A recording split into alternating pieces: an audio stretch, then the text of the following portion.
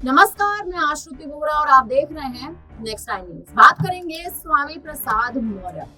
स्वामी प्रसाद मौर्य इस बार यूपी की राजनीति में लगातार सुर्खियों में बने।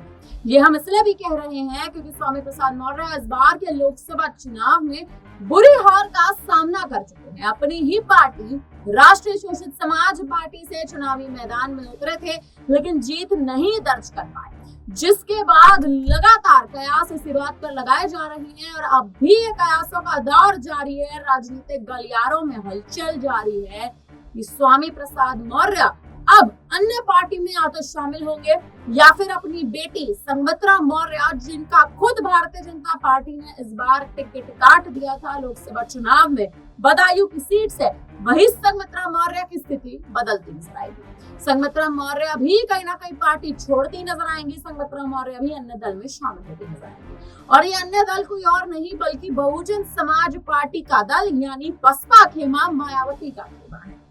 जी हाँ, मायावती अब अपनी पार्टी का जनाधार मजबूत करने के लिए तमाम बड़े प्रयासों में जुट चुकी है। मायावती कहीं ना कहीं अब ऐसे प्रयास करती नजर आ रही है कि अगर मायावती अपनी पार्टी का जनाधार मजबूत करना चाहती हैं तो या तो मायावती गठबंधन कर लें या तो मायावती किसी अन्य दल के किसी मुख्य चेहरे को अपनी पार्टी में शामिल करवा ले। देखा जाए तो स्वामी मौर्य अपनी पार्टी का जनाधार नहीं कमजोर होने देंगे। राष्ट्रीय स्तर की पार्टी, अगर अपनी पार्टी जिस पार्टी का राजनीतिक करियर हाल ही में शुरू हुआ था यानी राष्ट्रीय शोषित समाज पार्टी को मजबूत करने के तमाम बड़े प्रयास करते नजर आएंगे।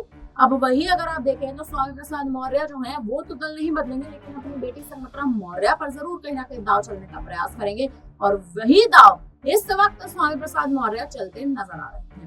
देखा जाए तो स्वामी प्रसाद मौर्य ने अपनी बेटी संघमित्रा मौर्य को कहीं ना कहीं बहुजन समाज पार्टी के खेमे में पहुंचवाने के लिए तमाम बड़े प्रयास शुरू कर दिए हैं।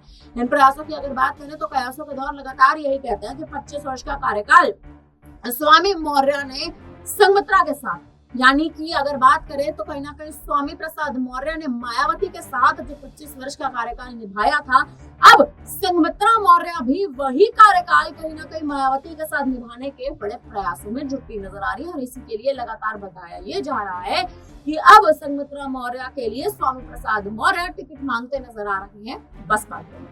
देखना ये दिलचस्प है कि आने वाले उपचुनाव में स्वामी मौर्य की आखिर क्या रणनीति बनती नजर आएगी और संघमित्रा मौर्य के लिए जो टिकट मांगते स्वामी मौर्य अगर नजर आते हैं मायावती के सामने, तो क्या मायावती संघमित्रा मौर्य को कोई बड़ी जिम्मेदारी सौंपेंगी या नहीं? फिलहाल इस पर आप क्या कहेंगे, आप हमें कमेंट करके जरूर बताएं। तमाम बड़ी खबरों के लिए आप बने रहिए हमारे साथ, देखते रहिए नेक्स्ट टाइम।